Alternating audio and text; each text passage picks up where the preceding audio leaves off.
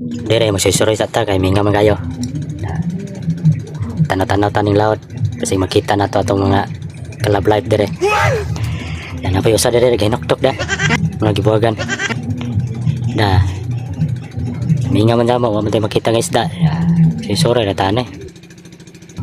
Dire kay nakarya man ta matik hugnet dayon. Nakaon na po tagbulat ane. Favorito ni Tio. Mas pasin na Tio kay kusugang sulog. Kasi mga panit na atong pokot dire. Pwede usa dito garya. Dire makita man natong tulay.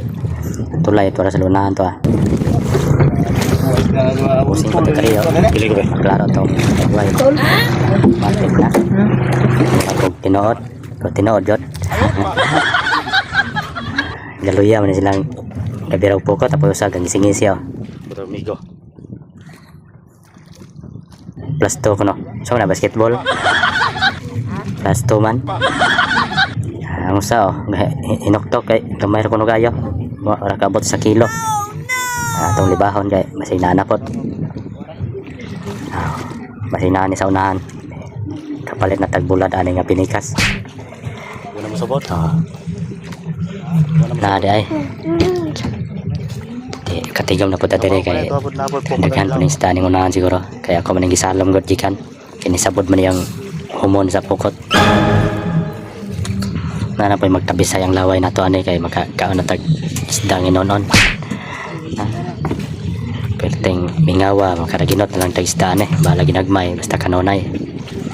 Amo na tong kinabuhat. Basta mga pobre ala painit. Anak man ta sa pobreng lagay. Painit taning dagat. Bukot-bukot lang tani aron mo gwapo. Pero maot na diya ito. Tanawa oh. Nangiluya. So ano man ay kapaniod to siguro kapamahaw. Maghapit na alas 3 kadlawon ron. Alas 3 hapon. Abtik na okay nakakita ng isda. Abtik na din ang isda dahi. Oh no! Napitag sana ito magkuhaan ay kay tagsantulay. Mayroon lang na. Kaya diri ang buyon kaya ni maligno kadandagan. Buhi pa kayo yung isda. Ayun kadaginuta ni gamay.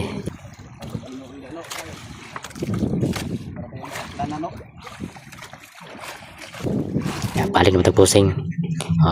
Dunggo na ta. Iatod na din sa merkado ron. Baligyan na nagtag 120 ang kilo. Yan kareng na dire na itabang nga 2 ka buok. Ito po ng tagaan. Nitabang man sila basta tinabang nga tinarong tagaan na may mutuban mutabang mangawat pa sa paghatag tarong ana.